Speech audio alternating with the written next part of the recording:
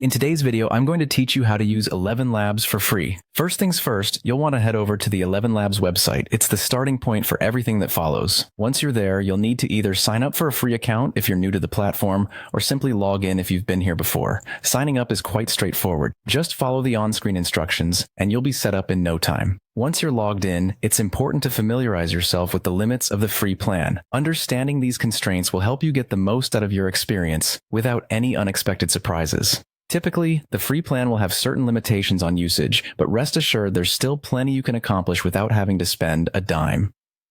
Now, with your account set up and your understanding of the free limits in place, let's dive into the text-to-speech functionality. Navigate to the text-to-speech section, which is the core feature you'll be using. It's where all the magic happens. Here, you have an exciting choice to make: selecting your preferred voice. Elevenlabs offers a variety of default voices, but if you're feeling creative or have specific requirements, you can use a custom voice to bring your text to life just the way you want it. Once you've chosen a voice that resonates with you, it's time to input the text you want to transform into speech. Enter your text carefully into the designated box. This is your opportunity to experiment, so don't hesitate to try different phrases or passages to see how they sound when spoken.